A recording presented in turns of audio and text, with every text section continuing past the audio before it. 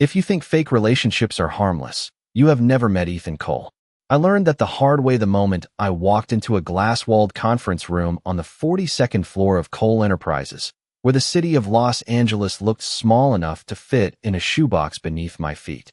My name is Lucas Bennett, and I was not supposed to be here. Not in this building, not in this room, and definitely not sitting across from Ethan Cole, the billionaire everyone in America seemed to know, but no one truly understood. He didn't look up when I entered, just slid a thin folder across the table like I was already part of a transaction rather than a person. The air felt too controlled, too expensive, like even breathing had a price in this place. Then he finally spoke, voice calm, measured, and completely unreadable. "This is not a request, Mr. Bennett. It is a solution." I blinked, glancing at the folder, where my own name sat printed neatly beside words like contract, public arrangement, and temporary partnership. I laughed once, because I genuinely thought this had to be a mistake. "You want me to what? Pretend to be your boyfriend?" Ethan leaned back slightly, expression unchanged, as if I had just repeated something obvious. "For appearances only," he said. "No emotional expectations. No personal obligations. Strictly controlled public engagement." The word should have sounded ridiculous, but nothing about him sounded like a joke. I should have stood up right then and walked out. Instead, I asked the worst possible question. "Why me?" That was the first time his eyes actually met mine. Not cold, not warm, just focused in a way that made it feel like I had stepped into something I didn't understand yet. "Because, Lucas," he said quietly, "you are the only one who will not try to take advantage of it."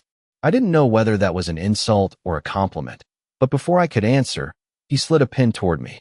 "Sign it, and your financial situation improves today. Walk away, and nothing changes for you." That should have been an easy choice. But life is rarely that simple when you are sitting across from someone who looks like they already decided your answer. I signed it. I told myself it was just business, a temporary arrangement, a way to fix problems I had been drowning in for months. I told myself I would never get attached, never confused, never involved beyond what was written on paper. I did not know that 2 days later, I would be standing next to Ethan Cole at a press event, smiling for cameras I wasn't prepared for, while he leaned slightly closer than necessary and whispered, "Remember, Lucas, we are in this together." And I didn't know that was the exact moment everything fake was going to start feeling real. The first time I had to smile for cameras next to Ethan Cole, I realized something unsettling. People were not looking at me. They were looking at us as if we were already a story they understood.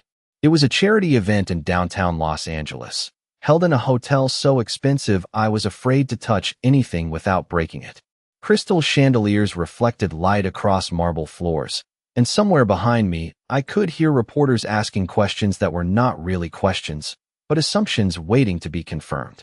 Ethan stood beside me completely calm, one hand resting lightly near my back, not touching but close enough that it felt intentional. That was the thing about him.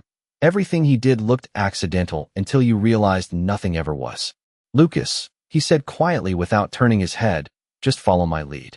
I almost laughed because I did not even know there was a lead to follow. Before I could respond, someone shouted his name from across the room, and suddenly cameras shifted like a wave, all of them locking onto us. Ethan turned slightly, then without warning, he reached for my hand. It was not aggressive, not rushed, just deliberate, and in that instant I forgot how to breathe normally. "We are going to walk," he said under his breath. "Do not stop." That was it. No explanation. No warning. Just motion. We walked through the crowd, and I could feel every set of eyes on us. Every whisper forming behind expensive wine glasses and polished smiles. I kept telling myself it was just part of the arrangement, just acting, just performance. But my hand was still in his, and that part felt dangerously real. When the cameras finally flashed, it was not the walking that broke the moment. It was the reporter stepping forward and asking a question that was too sharp to ignore. "Mr. Cole, are you officially dating now, or is this another strategic appearance?" The room went quiet in a way that felt too heavy. I expected Ethan to give one of those clean corporate answers I had seen him use in interviews, something controlled, something safe. Instead, he looked at me, not at them, at me, and then he pulled me slightly closer and kissed me. It was brief, controlled, almost like it belonged in a scripted scene, but nothing about my reaction was scripted. My mind stopped trying to label it. and just reacted to the moment itself, the shock, the silence, the sudden explosion of camera flashes. When he finally pulled back, his expression did not change. No hesitation, no apology, just calm certainty. "We are done here," he said to the reporters as if nothing unusual had happened. Then he turned slightly toward me and added quietly, "Stay close. Do not say anything." I could feel my heart trying to catch up with what just happened, but I did not get time to process it because the cameras were already turning into a storm around us, headlines being born in real time. By the time we got into the car, I expected him to explain. Instead, he leaned back like everything was under control and said, "It will calm down in a few hours." That should have been the end of it, but it was not. Because later that night, when I finally thought I was alone, I heard a knock at my apartment door. And when I opened it, Ethan Cole was standing there without cameras, without an audience, looking at me like the performance had already stopped and something else had already started. When I opened the door, I expected noise from the city, maybe a delivery mistake, maybe even my own imagination playing tricks on me after the chaos of the evening. But instead I saw Ethan Cole standing in the hallway like he belonged there more than I did. No cameras followed him. No security. No reporters. Just him, in a simple dark coat, hands relaxed at his sides, as if showing up unannounced at someone's home was completely normal. For a second, neither of us spoke. The silence between us felt heavier than anything that had happened at the event earlier. I finally broke it, asking why he was there, my voice sounding more uncertain than I wanted it to. He did not answer immediately. Instead, he looked past me into my apartment for a moment, then back at me, like he was making a decision he had already made before arriving. "We need to adjust something," he said calmly, as if this was a scheduled meeting and not a late-night visit that made no sense. I frowned, stepping slightly aside but not fully letting him in. "Adjust what?" "The arrangement is already public," he replied.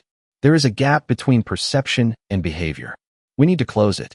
I remember laughing once, not because it was funny, but because it sounded unreal. "You are talking about this like it is a business strategy," I said. He nodded slightly, as if agreeing was irrelevant to whether it would continue. "It is." That answer should have ended the conversation. It should have reminded me exactly what this was supposed to be, a contract, a performance, something temporary. But then he stepped inside without waiting for permission, and suddenly the space between fake and real felt a lot smaller. I closed the door slowly behind him, unsure if I had just made a mistake. Ethan glanced around my apartment, taking in the small space, the uneven stack of books on my table, the half-empty coffee cup from earlier that I had forgotten to throw away. It was not judgmental, just observant, like he was gathering data rather than opinions. "You should not be here this late," I said finally. He turned back to me. "You should not have been alone after tonight." That line stayed in the air longer than I expected. I told myself it was about optics, about protecting the image we had created, but something in his voice did not sound like it was about image at all. I asked him directly if the kiss at the event had been necessary. He paused for a fraction of a second too long before answering. "Yes," he said, but his eyes did not match the certainty in his voice. I crossed my arms, trying to steady myself. "Then why does it feel like things are changing?" For the first time since I met him, Ethan did not respond immediately. Instead, he looked at me like I had asked a question he had not prepared a clean answer for. And in that silence, I realized something uncomfortable. Whatever this arrangement was supposed to be, it was already starting to break its own rules, and I was no longer sure who was controlling that change anymore. The next morning felt like a strange echo of everything that had happened the night before, except nothing around me looked different. Only the way I looked at everything had changed. I kept replaying Ethan Cole standing in my apartment doorway, calm as if he belonged there, and the way he had spoken like my safety was part of a contract I never agreed to emotionally. I told myself it was just professionalism, just control, just his way of managing public perception, but that explanation started to feel weaker with every passing hour. Around noon, my phone began to explode with notifications. Headlines, articles, short clips from last night, all showing the same moment frozen in time. Ethan pulling me closer in front of flashing cameras. My face was everywhere. My name was suddenly attached to his in ways that made my chest tighten. And then the message came. Not from media. From him. A simple text that said, "Be ready at 6. No explanation. No context. Just that. I stared at it longer than I should have, trying to convince myself I had a choice, but something about the tone did not feel like a request. At exactly 6, a black car was outside my building, and I found myself once again sitting in the back seat, watching Los Angeles move past me through tinted glass that made everything feel slightly unreal. When we arrived, it was not an event this time, not a stage or a performance. It was a private space inside one of Ethan Cole's properties, too quiet, too controlled, like the world had been filtered down to only necessary details. Ethan was already there waiting, not looking at a phone, not surrounded by staff, just standing near a large window that overlooked the city. He did not turn immediately when I walked in, and that silence made my nerves tighten more than any crowd ever had. When he finally spoke, his voice was lower than before, more direct. "You have been avoiding the media calls," he said. I crossed my arms instinctively. "I have been trying to breathe," I answered. That made him pause briefly, like my answer was not part of the structure he expected. He turned fully toward me then, studying my expression for a moment too long before speaking again. "This is becoming unstable," he said. "The arrangement is no longer being perceived as it was designed." I let out a slow breath, shaking my head slightly. "You keep talking like I am part of a campaign, Ethan. I am not a campaign." For a moment, something flickered in his expression, something that did not match his usual control, but it disappeared quickly. "You agreed to the terms," he said. I stepped forward slightly, frustration rising. "I agreed to pretend for cameras, not to have my entire life rewritten around your schedule." Silence followed, but it was different from before. He looked away for a brief second, toward the window, toward the city lights beginning to shift as evening came closer. When he spoke again, his tone was quieter. "Then stop it if you want to." That surprised me more than anything else. I expected control, resistance, maybe even indifference, but not permission. I studied him carefully, unsure if I had misheard. "And if I stop?" I asked. He finally looked back at me directly. "Then everything returns to what it was before," he said. But he did not move. He did not leave.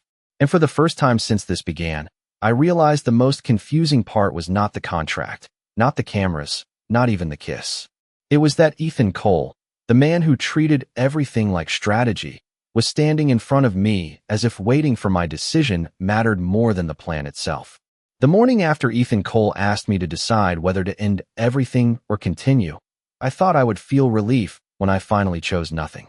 Instead, I woke up to the sound of my phone vibrating nonstop on my nightstand like it had become alive overnight.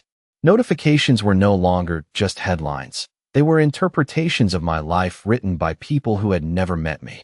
Every major entertainment page in the United States was running the same image from last night.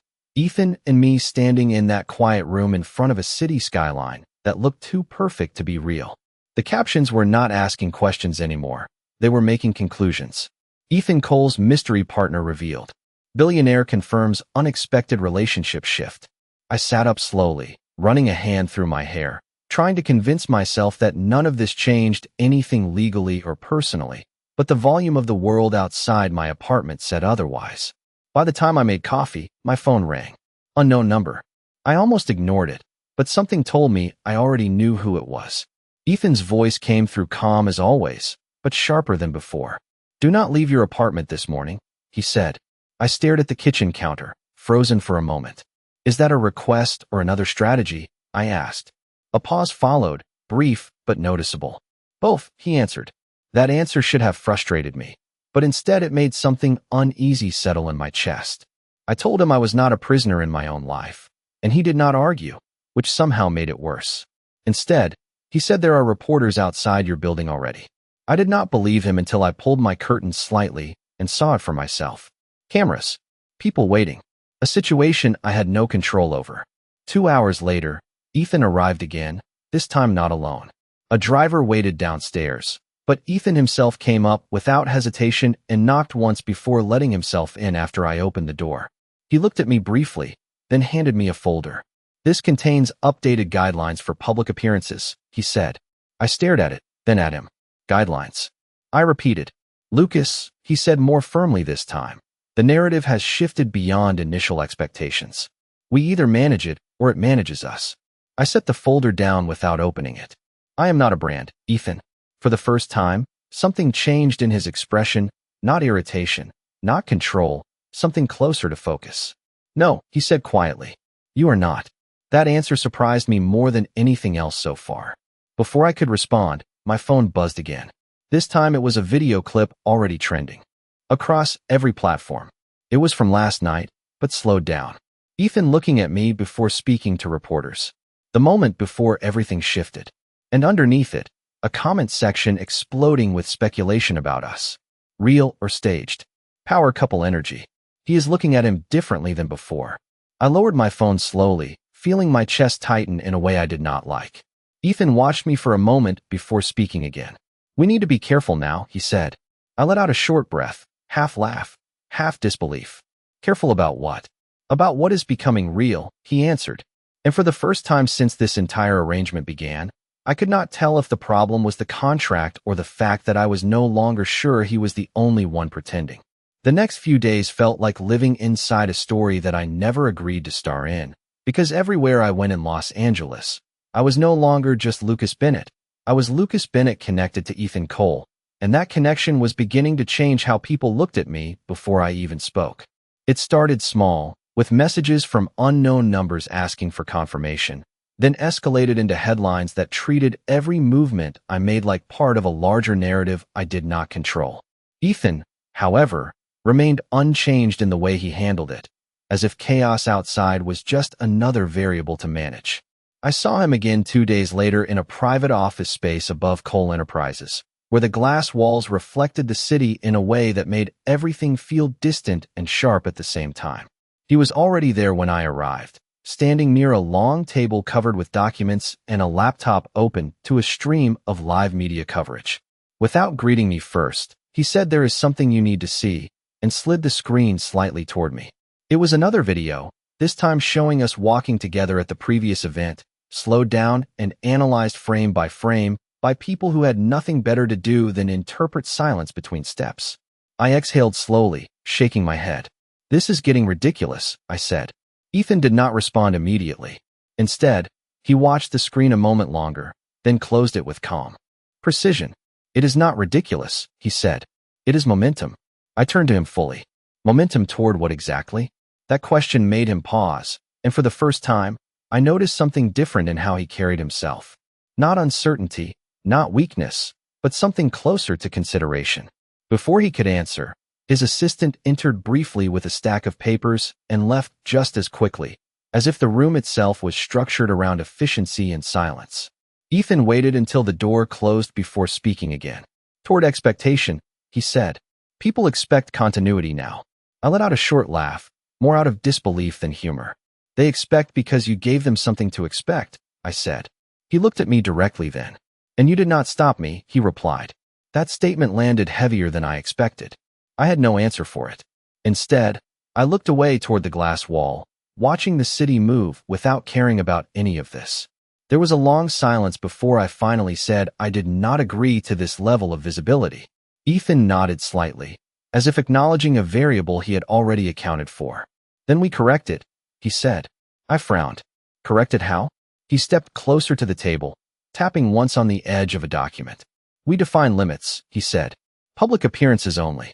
No unscripted behavior. No deviation from agreed perception." I stared at him, realizing how quickly this had shifted from pretending to something that now required rules to contain it. "And if I do not want limits?" I asked. For the first time, he did not answer immediately. Instead, he looked at me for a long moment, and when he finally spoke, his voice was lower, more deliberate. "Then we will both have a problem," he said. That should have ended the conversation, but instead it only made the silence between us feel more complicated. Because in that moment, standing in a room designed for control and precision, I started to understand something I had been avoiding since the beginning. This arrangement was no longer just about appearances, and Ethan Cole was no longer treating it like a simple solution. It was becoming something neither of us had fully defined yet, and the worst part was realizing he was not the only one starting to notice it. The problem did not start with a new agreement or a new rule. It started with the realization that rules were now necessary at all, and that thought stayed with me as I returned to my apartment later that night after leaving Ethan Cole's office. Los Angeles felt louder than usual, like the entire city had become aware of something I had not fully understood yet. My phone had not stopped buzzing all day, but I ignored most of it until one message caught my attention, not from Ethan, but from an unknown number that simply said, "You are not the only one he has done this with." I stared at it for a long moment, unsure whether to believe it or dismiss it as noise created by people obsessed with rumors. When I finally looked up, I noticed another notification, this time a short clip posted online from a different angle of one of our public appearances. In the video, Ethan and I were standing closer than before, not touching, but aligned in a way that made people online interpret intention where there may or may not have been any. The comments underneath were divided, some insisting it was carefully staged branding, others convinced it was something personal developing in real time. I closed my phone, telling myself I did not care about opinions, but the truth was harder to ignore. The next morning, Ethan requested I meet him again, this time at a quieter location away from the main headquarters, a private lounge space used for meetings that were never meant to be recorded or interrupted. When I arrived, he was already there again, sitting instead of standing this time, which made him seem slightly less distant but no less controlled. Without greeting, he said we need to adjust perception boundaries. I crossed my arms slowly. "You keep saying perception like it is the only thing that matters," I said. He looked up at me then, holding my gaze. "It is what matters most right now," he replied. That answer used to feel simple when this began, but now it felt incomplete. I sat down across from him, studying the way he spoke like every word had already been measured before it left him. "You are not worried about what this is doing to me?" I said carefully. That question made him pause longer than usual. Finally, he said, "I am ensuring it does not become uncontrolled." I let out a slow breath. "That is not an answer, Ethan." For the first time, something subtle shifted in his expression, not irritation, not defense, but something closer to acknowledgement. "Then what do you want me to say?" he asked. I did not answer immediately because I realized I did not fully know anymore. Before I could respond, his assistant entered briefly to deliver a tablet, then left again, leaving us in silence that felt heavier than the conversation itself. Ethan turned the screen toward me without hesitation. It was another compilation, this time showing patterns across multiple events, analyzing how often we stood within a certain distance of each other, how often I looked at him versus away, how often he adjusted his position when I moved. It was not emotional language, it was statistical interpretation of human behavior. I frowned. "People are actually tracking this," I said. Ethan nodded once. "Yes." I leaned back slightly, processing that for a moment. "This is not normal," I said. "No," he replied calmly. "It is expected." That word stayed in my mind longer than I wanted it to. Expected meant there was no longer a line between performance and perception, and somewhere along the way, I had stopped being just part of a temporary arrangement and started becoming part of a narrative that other people were building without asking either of us. I looked at Ethan again, trying to find something unchanged in him, but instead I saw something I had not noticed before. Not control, not detachment, but attention that did not leave even when the conversation ended. And for the first time, I started to wonder if the real problem was not what people believed about us, but the fact that neither of us had fully decided what we believed anymore. The next shift in everything happened so subtly that at first I almost convinced myself I was imagining it. Because Ethan Cole did not change in obvious ways. He did not announce anything. He did not explain anything. He simply began appearing in moments where he had no scheduled reason to be there. It started with a small business lunch I attended alone, or at least I was supposed to be alone, until I noticed him sitting across the room in a quiet corner with no staff around him, watching not in a way that felt intrusive, but in a way that felt deliberate enough to make me aware of his presence without ever acknowledging it directly. When I asked him about it later that day, he simply said it was unrelated business and left it at that. But the coincidence repeated itself again and again over the next several days in different locations across Los Angeles. A bookstore where I met a friend for coffee, a rooftop event I had not even told him about, even a small interview I assumed would be completely outside his attention, yet somehow he was always nearby, never interfering, but never absent either. The most unsettling part was that no one else seemed to question it, because to the outside world it still looked like consistency in branding, like two people maintaining a public arrangement, but I knew the difference now between presence and observation.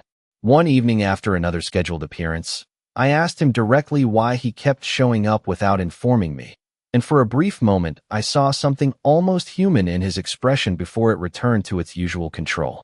"I am ensuring stability," he said simply. "Stability for who?" I asked, and he did not answer immediately. Instead, he looked away for a moment toward the city outside the window before speaking again. "For both of us," he said. That answer should have been reassuring, but instead it made something inside me tighten, because stability was not the same as intention, and I was beginning to realize Ethan Cole treated silence as part of communication, not absence of it. The next turning point came unexpectedly at a public charity showcase where I was required to appear alone for a scheduled segment. Something small and harmless compared to everything else, but halfway through the event I noticed movement at the edge of the venue, and there he was again, standing further back than before, positioned where he could see everything without drawing attention. A reporter approached me during a pause between segments and asked a casual question about how comfortable I was with the attention surrounding Ethan Cole, and before I could answer carefully, I noticed Ethan shifting slightly in my peripheral view, not interrupting, not approaching, just watching with a level of focus that made the question feel heavier than it should have been. After the event, when we were finally in private again, I confronted him more directly than I ever had before, asking him if he realized how visible his presence had become even when he was trying to be subtle. He did not deny it. Instead, he said people interpret patterns whether they are intended or not. I told him that was not an answer to my question, and for the first time, he exhaled slowly like he was recalculating something internally. "Then do not interpret it," he said quietly. I stared at him for a long moment because the way he said it was not defensive, it was almost instructive, like he was trying to adjust my perception rather than his behavior. That night, I could not stop thinking about how every interaction between us was starting to feel less like performance and more like something neither of us had agreed to define out loud. And the most confusing part was realizing that whatever line I thought existed between fake and real was no longer visible enough to trust. The moment I realized things had crossed a line I never agreed to was not loud or dramatic. It was quiet, sitting in my apartment alone, while my phone kept lighting up with updates I never asked for, and a version of my life I no longer recognized being discussed by strangers across the internet. Ethan Cole had stopped being just a presence in my schedule and started becoming a presence in my absence, and that difference was something I could not ignore anymore. I called him that night, not through his assistant, not through any formal channel, just directly, and when he answered, his voice was as calm as always, as if nothing was unusual about me calling him this late. I asked him plainly why he kept showing up everywhere I went without telling me, and for the first time since all of this started, I did not wait for a controlled explanation before. Continuing, I told him it was starting to feel less like strategy and more like surveillance, and there was a pause on the line that lasted longer than it should have. When he finally spoke, his answer was simple, almost too simple. "I am not tracking you," he said. "I am maintaining visibility." That phrase stayed in my mind long after the call ended because visibility was not the same as respect, and it was not the same as distance either. The next day, we met again at one of his private conference spaces overlooking downtown Los Angeles, a room I was starting to recognize too well for something that was supposed to be temporary. Ethan was already there, standing near the glass wall as usual, and when I entered, he did not immediately turn around. Instead, he spoke while still facing the city, saying we needed to recalibrate expectations. I closed the door behind me slowly. "I do not want recalibration," I said. "I want clarity." That made him turn this time.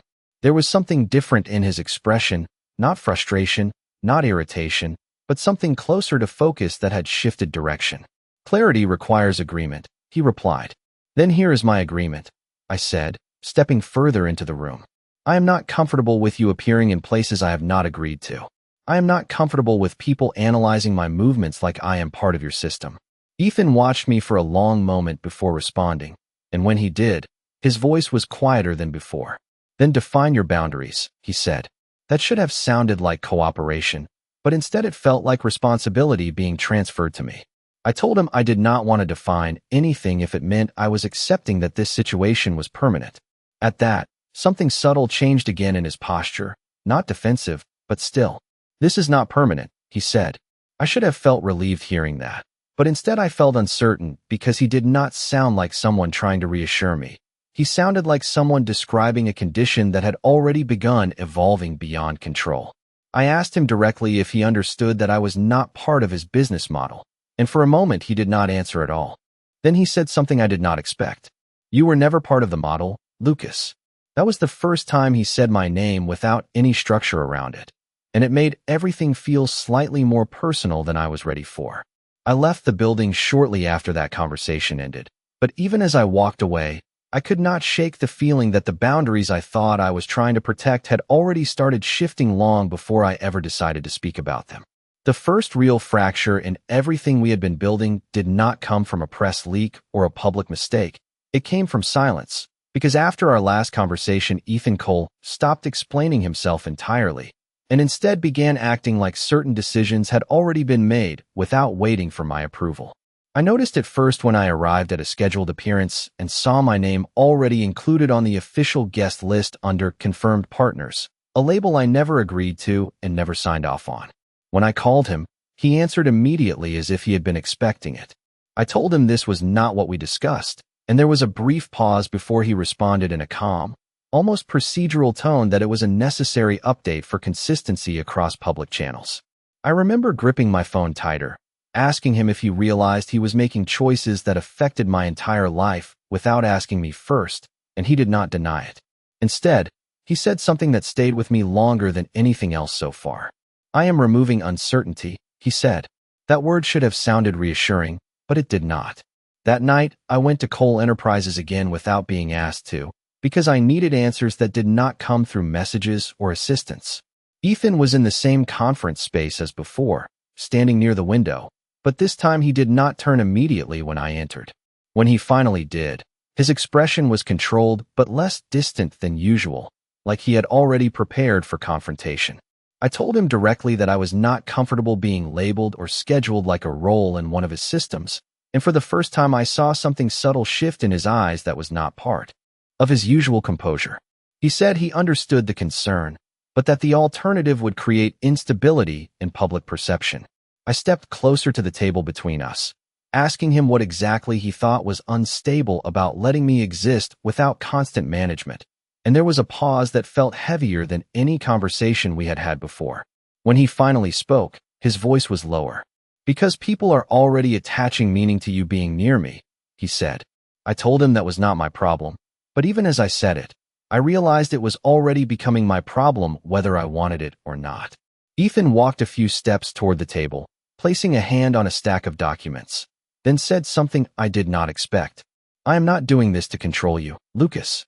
That was the first time the word control entered the conversation directly, and it made everything feel sharper. "Then what is it?" I asked. He looked at me for a long moment before answering. "Structure," he said. That answer should have made everything clearer, but instead it made it worse, because structure sounded like something designed to contain movement, not understand it. I told him I did not want to be part of something that required me to be structured in order to exist inside it, and for the first time his response did not come immediately. Instead, he looked away toward the city outside the glass wall, and when he finally spoke again, his voice was quieter than before. "Then we may already be past the point where structure can be removed," he said. I left that building later with more questions than answers. But the most unsettling part was not what he said. It was the realization that he was no longer treating this arrangement like something he had created, but like something he was trying to contain before it became something neither of us could define anymore. The moment everything finally broke was not when Ethan Cole made another decision without asking me, and not even when the public narrative around us became impossible to ignore, but when I realized that I had started waiting for his version of reality before trusting my own. It happened on a Thursday afternoon in Los Angeles when I arrived at a scheduled media appearance and was told by staff that my itinerary had been updated overnight. My segment had been shortened, my speaking role reduced, and my seating position rearranged, all without my approval. When I asked who authorized it, the answer was already expected. Ethan Cole. I left the venue immediately and called him while standing outside in the heat of the California sun, the phone nearly too warm to hold. When he answered, there was no surprise in his voice. I told him he could not keep altering my schedule like this without discussing it with me first, and there was a long pause before he responded in a calm tone that did not match the situation. "It was necessary for alignment," he said. I closed my eyes for a moment, trying to understand how alignment had become a justification for removing my voice from decisions involving my own life. I asked him directly if he understood that I was not an employee or a managed asset, and for the first time, there was a shift in his tone. "I understand what you are not," he said. That should have ended the conversation, but instead it only made things worse because it did not answer what I was asking. That evening, I returned to my apartment earlier than usual, expecting silence, but instead I found a sealed envelope delivered to my door with no return name. Inside was a printed outline of upcoming public appearances with my name already placed across multiple events over the next 2 weeks. There were annotations in the margins that looked like scheduling adjustments, timing shifts, and recommended interactions, all written in a precise format that made it feel less like suggestion and more like instruction. I did not call him immediately. I waited until later that night when I knew he would answer, and when he did, I told him I had received it. He responded simply, saying it was an updated coordination plan. I told him I was not participating in any coordination plan that treated me like a variable instead of a person. There was silence on the line for a moment before he said something different than before. "Then tell me where you want to stop," he said. That question should have felt like control, but instead it felt like acknowledgement that I still had a choice, even if everything around that choice was tightening. I met him the next day at a private location overlooking downtown, and this time the atmosphere felt heavier before either of us spoke.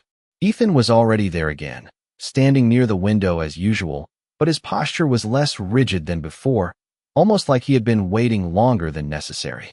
I told him I wanted a clear separation between what was public and what was mine, and for the first time he did not argue immediately.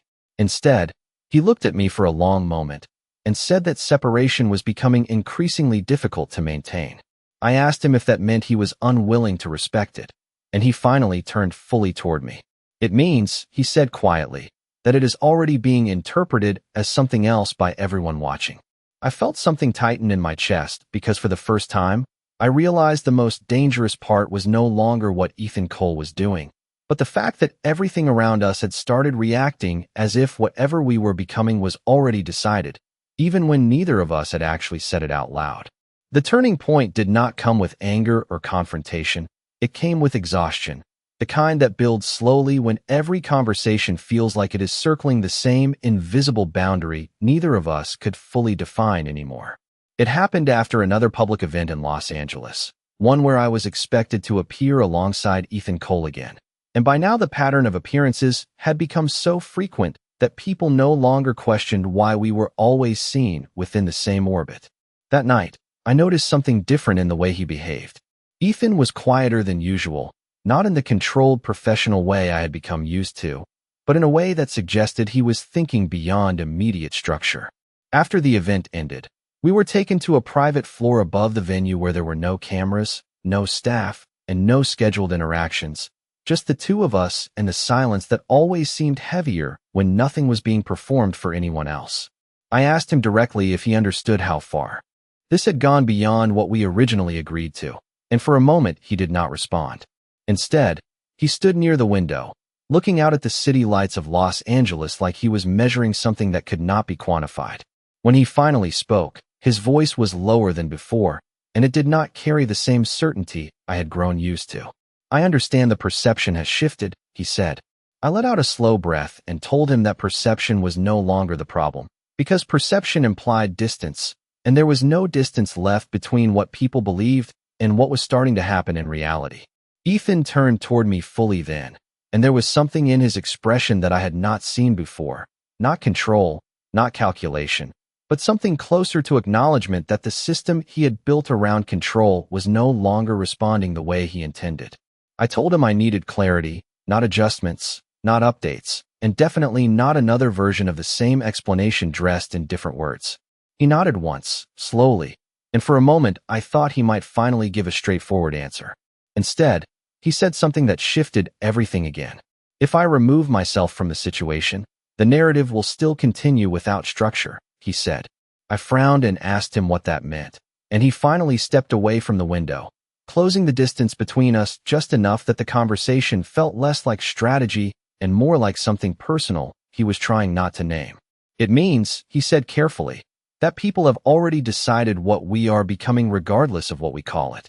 That line should have made me push back harder, but instead I found myself thinking about every moment over the past weeks where his presence had appeared without warning, not as interference, but as consistency, as if he had stopped reacting to the situation and started existing inside it. I told him I did not want to become something defined by other people's interpretation, and for the first time, Ethan did not correct me or redirect the conversation. Instead, he looked at me for a long moment and said quietly, "Then we may need to decide what we are, before they decide it for us."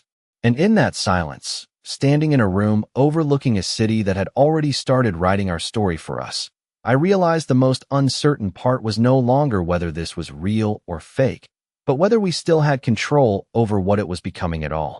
The last time I saw Ethan Cole before everything changed, there was no press, no scheduled appearance, and no audience waiting to interpret our silence. Only a private room overlooking Los Angeles where the city looked distant enough to feel irrelevant, as if it could not interfere with what was about to be said. I arrived without expectation of clarity anymore, because clarity had stopped being something this situation offered, and instead became something we both seemed to negotiate around without ever fully reaching. Ethan was already there, standing near the glass wall, but this time he did not immediately turn toward me when I entered. He waited, as if the moment itself needed to settle before it could continue. When he finally spoke, his voice was calm but different, less structured than before. "I have reviewed everything," he said. I crossed the room slowly, stopping a few feet away from him. "Everything," I repeated. He nodded once. "Public perception, engagement patterns, scheduled appearances, media interpretation," he said. I let out a slow breath, already tired of how easily my life had become something cataloged. "And what did you conclude?" I asked. That question hung in the air longer than expected. Ethan finally turned toward me fully, and for the first time since this began, there was no immediate answer ready behind his eyes. "I concluded that continuation is no longer optional if we want to maintain stability," he said. I stared at him for a moment, then shook my head slightly. "Stability for who?" I asked. There was a pause, and in that pause I realized he was no longer speaking like someone managing a plan, but like someone describing a system already in motion. "For both of us," he said quietly. I stepped closer, closing the distance between us without fully realizing it. "Ethan," I said, "if you were telling me that we have to continue this because people expect it, then you are not solving a problem, you are feeding it." That made him stop. Not defensively, not sharply, just still. I watched him carefully, waiting for the version of him that always responded with structure or correction, but it did not come immediately this time. Instead, he looked away briefly toward the city, and when he spoke again, his voice was lower. "Then what would you call it?" he asked. I hesitated, because I had spent weeks trying to define what this was without ever finding a word that fit. "I would call it something that does not belong to anyone else's interpretation," I said finally. That was the first time I saw something shift in him that was not strategic. He stepped slightly closer, not enough to close the space completely, but enough that the conversation no longer felt like distance management. "And if interpretation has already defined it?" he asked. I looked at him directly. "Then we stop letting it define us," I said. Silence followed, heavier than before, because nothing about what we were saying matched the reality that had already formed around us. Ethan exhaled slowly, and when he spoke again, it was quieter than anything he had said before. "If we stop," he said, "everything returns to what it was." I nodded once. "Then maybe that is what it should do," I replied. For the first time, he did not immediately counter. Instead, he looked at me for a long moment, and I could see something in him that was no longer calculating outcomes, but weighing something far less controlled. After what felt like an entire minute of silence, he finally spoke again. "Or," he said carefully, "we define it ourselves before it becomes something neither of us recognizes." That sentence changed nothing on paper, but everything in the space between us shifted. Because in that moment, I realized the real decision was no longer about continuing or stopping. It was about whether either of us still believed we were the ones writing the meaning of what had already begun.